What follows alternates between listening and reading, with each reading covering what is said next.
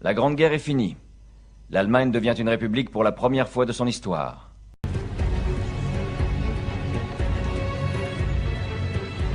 Après des mois de palabres, les vainqueurs, surtout la France, l'Angleterre et les États-Unis, imposent à l'Allemagne des conditions de paix très dures.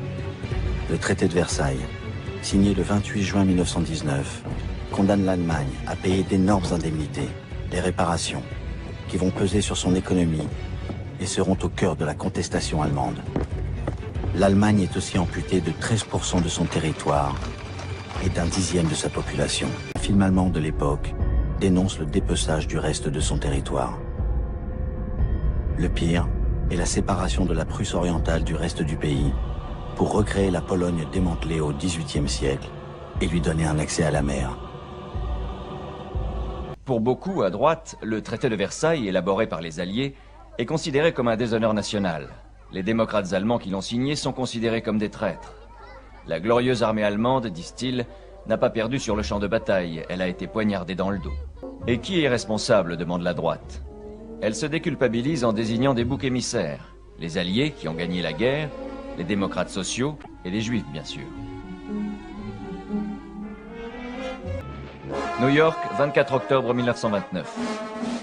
Les marchés financiers touchent le fond. C'est le crash boursier. L'effondrement économique qui secoue l'Amérique va bientôt ébranler le monde entier. L'arrêt brutal des fonds en provenance de l'étranger va causer la perte de la fragile économie allemande.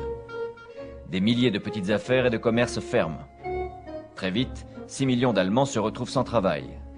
Les gens se demandent partout comment tant de prospérité puisse être si soudainement remplacée par tant de misère. Désespérés, ils sont nombreux à se tourner vers les nazis et vers les communistes, qui ont aussi leurs troupes de paramilitaires en uniforme. Communistes et nazis vont se heurter violemment dans toutes les élections qui suivent. Mais Hitler se réjouit de la misère du peuple. Il y voit la chance inespérée de trouver de nouveaux adhérents. La propagande a un impact maximum sur un peuple déprimé par la faim et le chômage. La pauvreté attire la révolution. Les communistes aussi commencent à bénéficier d'un soutien croissant. Inquiets de cette montée de la gauche, nombre d'industriels, de banquiers, de propriétaires terriens allemands, sceptiques quant à l'avenir de la République, se tournent alors vers Hitler et sa milice privée de SA. Voilà donc les nazis qui reçoivent des fonds de l'industrie et de la haute finance et s'en servent pour mettre au point leur campagne de propagande. À chaque meeting, Hitler promet tout à tout le monde. Il promet de rebâtir une Allemagne puissante. Il promet du travail pour tous. Il promet un mari à chaque femme allemande.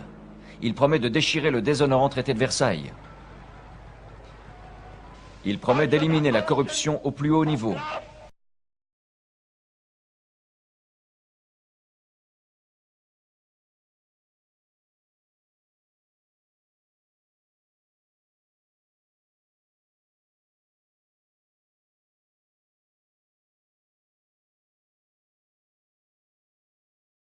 « 30 janvier 1933. Hindenburg cède aux pressions qui l'entourent de tous côtés. Adolf Hitler se voit enfin offrir le plus haut poste du pays à côté de celui du président, celui de chancelier du Reich.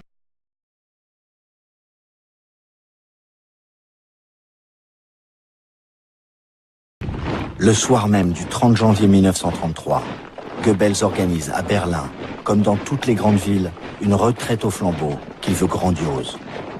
Avec les casques d'acier, les SS et surtout les SA. Au Parlement siègent encore 200 députés communistes et socialistes. La première décision d'Hitler est donc de dissoudre l'Assemblée et d'organiser de nouvelles élections. À Berlin, le grand bâtiment du Reichstag, le Parlement, brûle dans la nuit. L'enquête, menée par une police aux ordres de Göring, incrimine un communiste hollandais appelé Marinus van der Lubbe. À qui profite le crime? Aux nazis. Hitler et Göring agitent le spectre d'un complot des Rouges. Göring fait arrêter 4000 communistes et leurs chefs. Mais le Parti communiste n'est pas encore interdit. Car Hitler veut garder une apparence de légalité pour les élections législatives qui doivent conforter son pouvoir.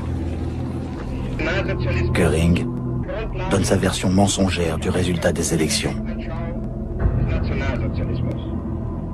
Der 5. März bedeutet für einen Mann und eine Bewegung einen gewaltigen Sieg. En fait, Hitler et sa coalition atteignent à peine la majorité. Malgré toute sa propagande et l'intimidation des SA, Hitler n'a pas pu empêcher les communistes d'obtenir 12% des voix.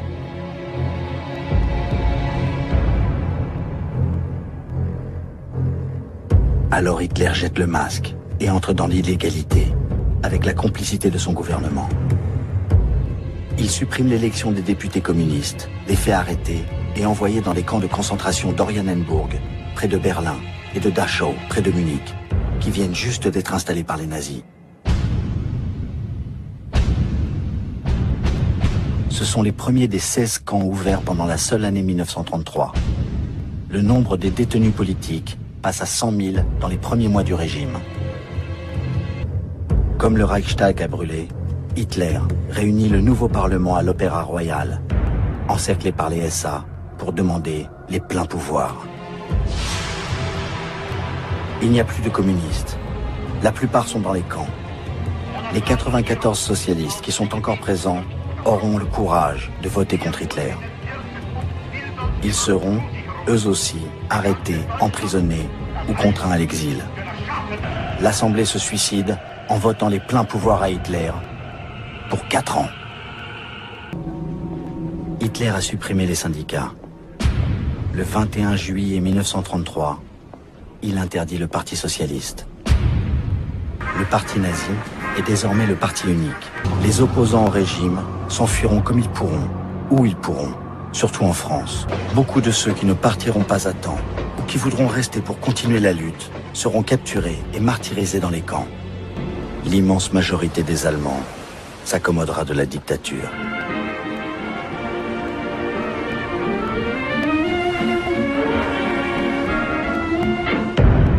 Certains commenceront à monter, chaque matin, le drapeau à croix gammée, devenu l'emblème officiel de l'Allemagne.